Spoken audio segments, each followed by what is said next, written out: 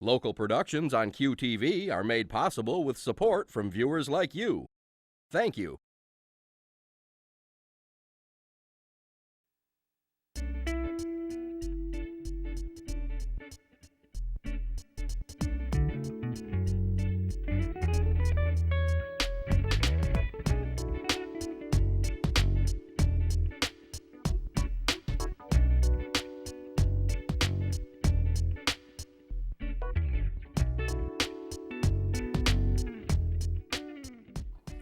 Hi, everybody. This is Junia Doan, and this is Uncommon Sense.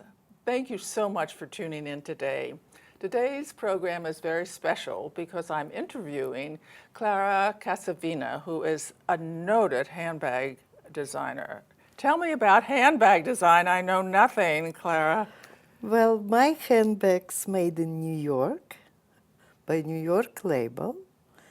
People who working for us, it's like little atelier where we create our own label.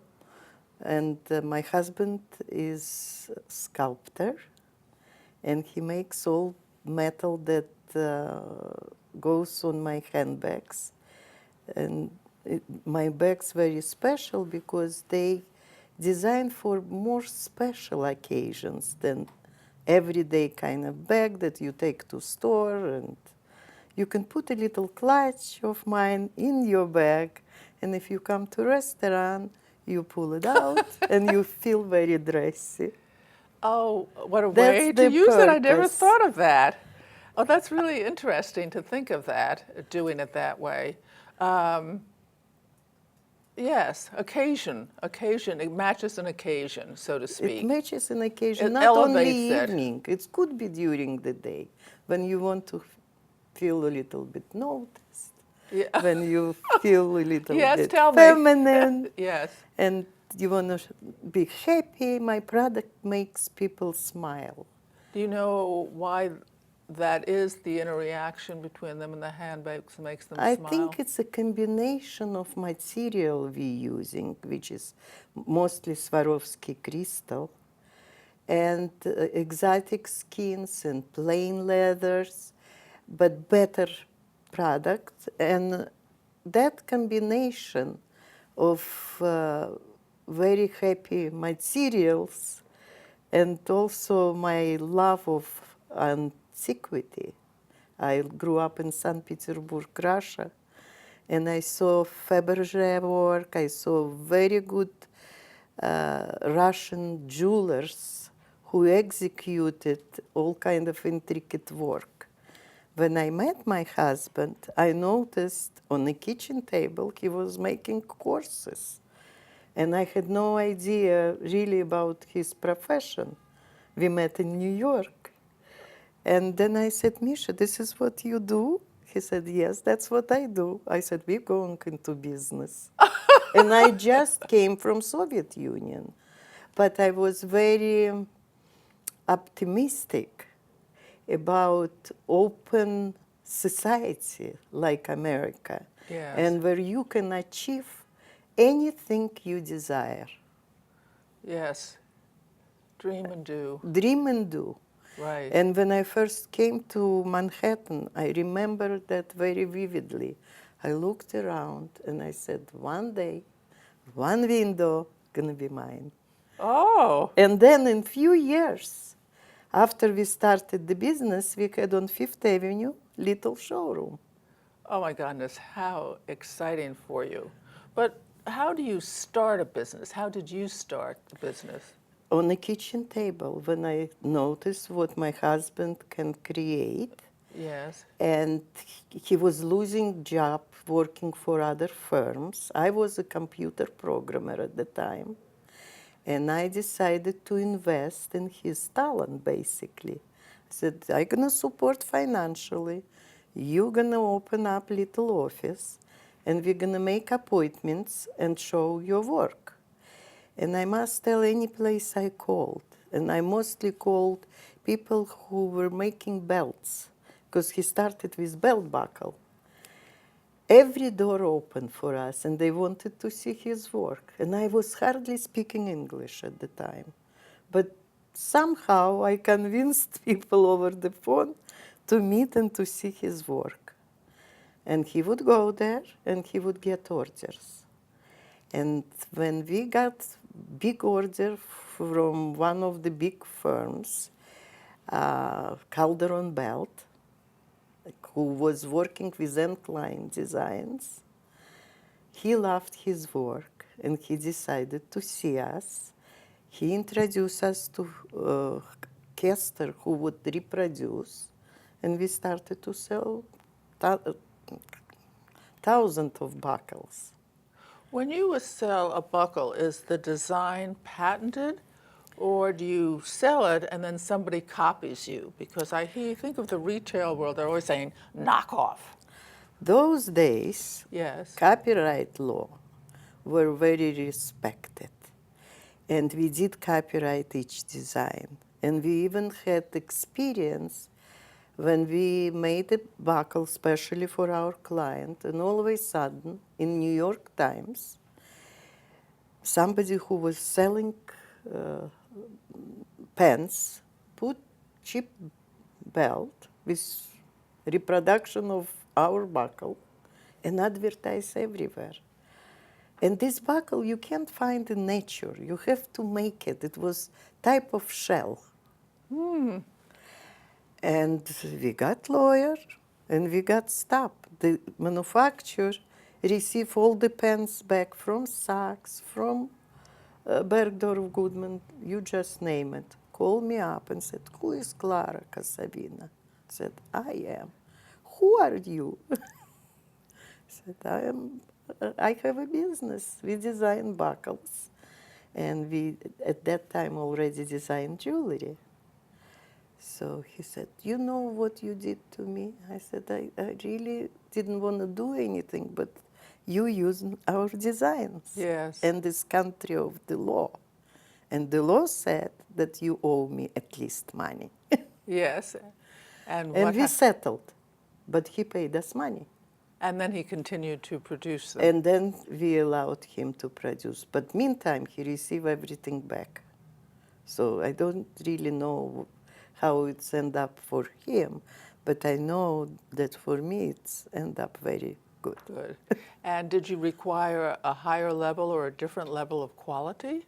Well, I definitely was opposed that he used it on a cheaper product. And that was my experience. And since that time, we started to copyright anything we do, till today. And he works with you in design? My husband, Yes. he's a sculptor. Yes. And he has excellent knowledge of architecture, graphic design, you name it. And he's extremely talented. And I felt like, because business needed my presence as well, Yes. we started to produce thousands of pieces. I decided to leave my programming and to become part of the business. And I become a president of the company. That's very He's secretary treasurer. And we have, today we employ about 15 people. That's wonderful. And we make our own label. Did you have an income before you left your prior occupation? Well, what we had, how we started business, I had a little apartment in Israel because my first stop was Israel. But I had my grandmother who immigrated from Russia in 1921. To Israel? To America. America. So my father left Israel and visited his two brothers, and the grandmother already gone. And when he came back to Israel, he said, "Clara, your brothers and sister gonna go to America. You better put everything together and you go too." Oh. And I had to leave Israel, although I had already my apartment there and was very successful in Israel, but I was alone with my child. I left Russia alone. And I came to United States and I met Misha in United States. And what drove you to come to the United States, to leave by yourself with a Really, my father insisted that all the family gonna come to United States. Right. So I was obligated to come here so my brothers could come because you need to send paper to Yes. invite and be part of American family. So I become American citizen for my family. And then you could bring them over, sponsor And them. I can sponsor them and to bring here. So everybody who came lived with us, went to work through us. We were teaching them first steps in America. It was quite interesting few years. You know, my grandfather, a Hungarian, came over in the third quarter of the 19th century to Oklahoma, well, the preceding area. And then he married my grandmother. And then they started to bring over his brothers from Hungary. And my grandmother was cooking 3 meals a day for these bachelors and her husband and 2 sons. And she told me later in life, she said, I decided I would marry them off. So I picked the girl, and I coached the girl, and I coached, you know, the brother of my husband, and a couple of times, 3 times, and then they got married. Did your grandmother ever tell you stories like that? No, but I married my brother. Oh, I want to hear that. I was living in St. Petersburg. All of a sudden, and I was pregnant. All of a sudden, ring in my door, and very young, pretty girl saying to me, "I'm looking for apartment. Do you know if anybody rent?" And I liked the way she looked, and I said, "I rent you." And I rented her room. Oh, no kidding. You're a fast decider. I'm very fast. How do you thinker. make a decision like that? What is... Intuitive, I would say. On the spot, I knew that I like her. And I kind of felt for her. She came from another city. She doesn't have anybody in St. Petersburg. Her school was very close where I lived, medical school. And I decided just to rent, and that's it. And when you first met Misha, did you decide then that he might make a good husband? I didn't decide that he was gonna be exactly my husband, but I definitely knew I'm gonna see him again after first meeting. Because? Because he was gentleman. Yes. He was something about him really attracted me, but I couldn't even intuitive. I knew that we're gonna see each other because I ran from the first meeting. I had a meeting with my girlfriends someplace else. Yes. And I met him and I said, "I'm very sorry, but I have to leave you today because I have my daughter at home," and I really made up story. But when I come back to my girlfriends, they said, "No, how it was?" I said, "I think I'm gonna see him again." And sure enough, he liked me too. And so did you call him? Did he call you? He called me. And at the same time you had said, let's work together? No, then he become my buddy. He Okay. become my Boyfriend? boyfriend. Very short time. Then he said, "I would like to move with you." I said, "I have 12-year-old daughter. Only my husband gonna move with me." He said, "I wanna be your husband." I said, "Okay, let's see." We dated a little bit. And then he really moved as a husband. We got married. Lovely. Oh, that's lovely. And what have you learned from marriage about getting along when you have a business? I learned that it takes two to tango. I learned that you have to give room to each other and respect each other's opinion. And it's good to have two views of the same kind of subject so we can discuss. even when we choose what's going to be next in the collection, or let's say if we don't want to put it in, or we decided to put it in, we discuss this kind of things. Misha mainly makes the piece. I only participate in bringing the idea that I want flowers, or I want animals, which I adore, or I want to see something Egyptian. Thematic. And we both love fashion. So we look through a lot of different fashion, not only of today, yesterday, because I believe nothing is new. That's right.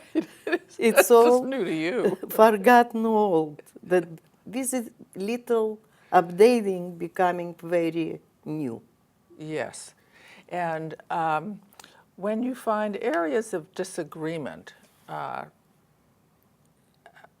maybe in a personal area rather than a business area, what have you learned to do to get through those periods? Take time. Takes time. Keep stepped out from the situation, step out, and come back in a better timing. When people feel better, a person feels Yes, don't go crazy together at the same time. Well, as I'm often reminded, marriages, half of them don't work out. And I'm a big believer in marriage. I think it's a great institution. Wonderful if the right people are together. And, but there is, we all have better days and worse days or things We just. both come from divorced families. Oh. He had family and I had family. So I think maybe we got wise. Yes. Also, I think I believe in some kind of mystery why we got together. And I tell you a little bit about it because Please do. it's a long story. But as a child, my mother took me outside of St. Petersburg to Ukraine, in a very small little cities where she believed better food, better scenery, and for a few months each summer we would spend, we call it dacha. We go to dacha.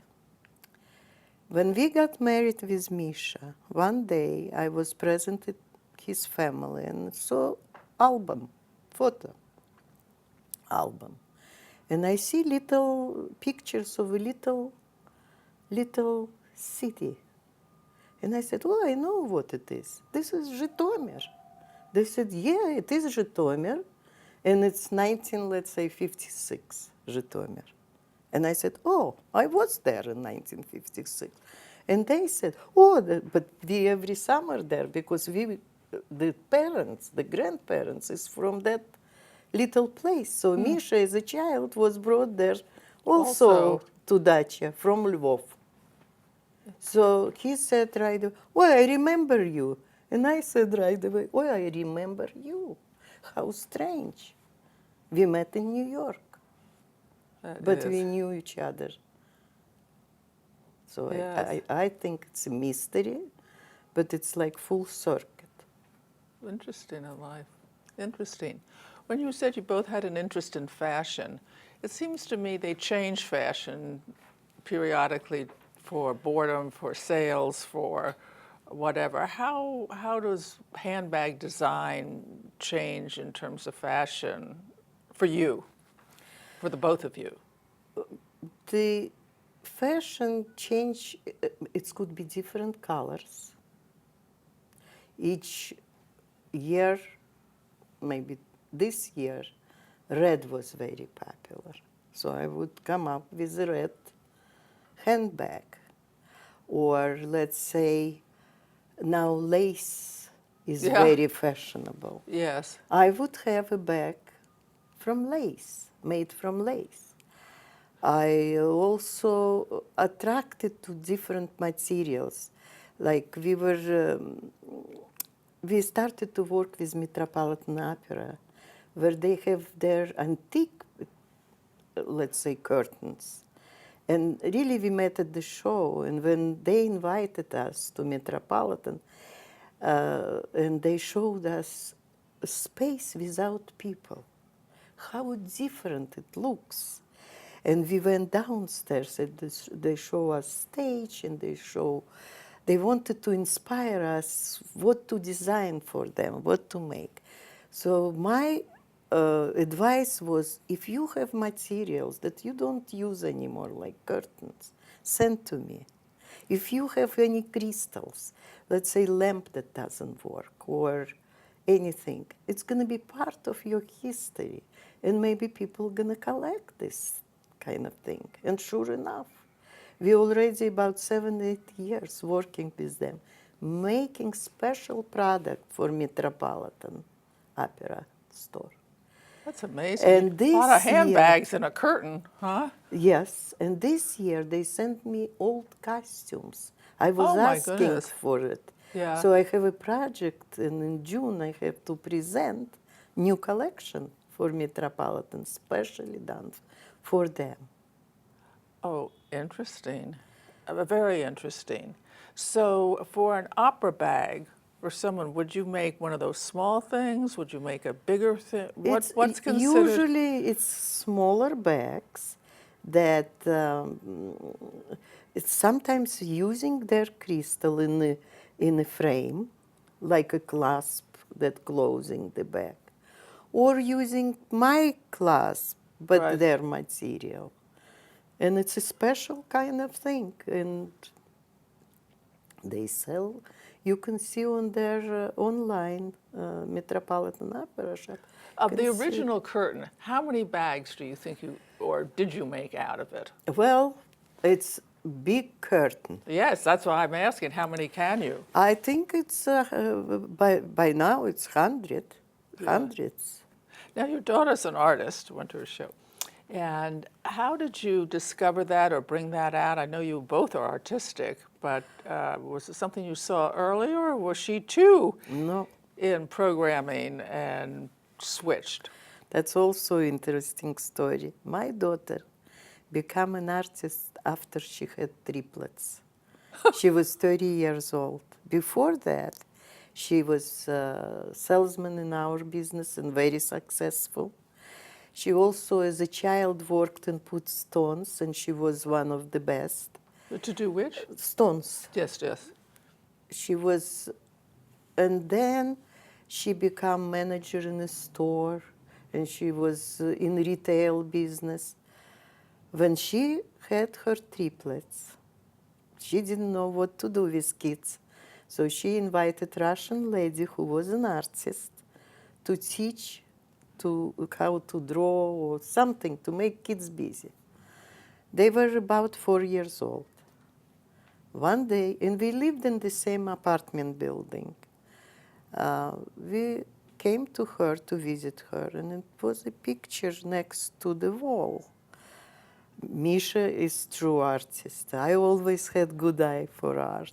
Yes. And I looked at it and I said, who made this? It was beautiful color combination and really it was a beautiful kind of thing that I paid attention. And she said, it's me. I said, no. She said, Mom, it's me. I said, Anichka, Yeah. you have something, go for it. And she started to do the art. She started to try to do the art. She took a few lessons here and there, but really no education that we can talk about. And she is so talented that it's amazing, absolutely amazing. And she's progressing enormously. She's part of European défilé in Barcelona, in Italy. She shows her work in New York. And she lately created portraits that out of this world, I feel. It's like she combines old art with some kind of newness from computers and from what's happening today, her portraits have this new approach to them. When you see it, you kind of amazed, like a puzzle. She builds those portraits, and I really her admirer. It's the same story of your life. You see a man who makes horses, and you say, well, let's start a business, and oh, that's amazing. That is truly amazing. It's nice that you have a close family life. I think it's quite hard to do, or it seems hard to do, all the advice columns, but I've met your daughter. She's a doll. She's really a nice Thank you. person. So at this point, who's going to take over the business? She's now making art, and Misha is someday going to say, let's take a cruise or something. Enough is enough. Well, we're still very active. We still want to work. We don't want to give up, although we could, but we don't. And we don't know if anybody in the family would take over, but it's also, who knows? We have 3 grandchildren in my daughter family, 2 grandchildren in my husband-daughter family. Right now they're going into colleges, 3 different colleges. One in Arizona wants to be architect. Mm-hmm. Another wants to create computer program games. The girl wants to be a writer. So we don't know if anybody's going to be attracted to it.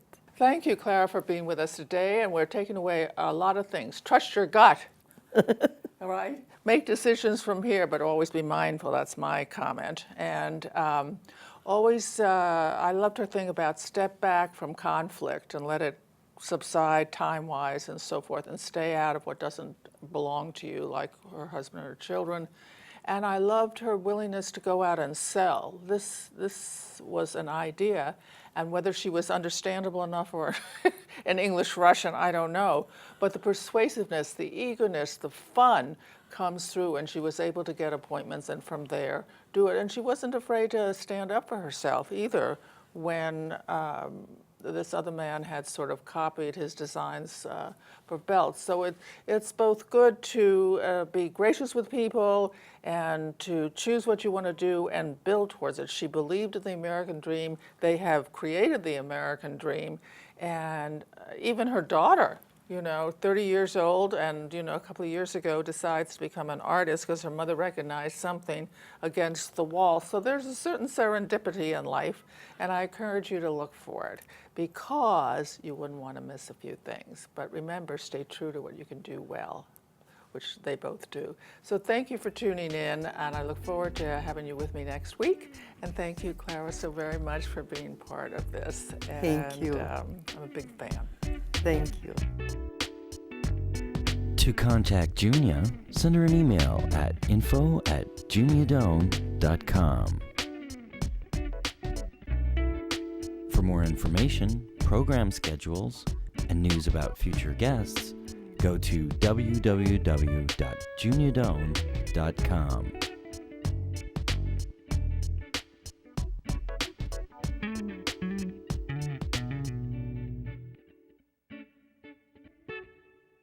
Thanks for joining us. See you next time for Uncommon Sense with Junia Doan. Local productions on QTV are made possible with support from viewers like you. Thank you.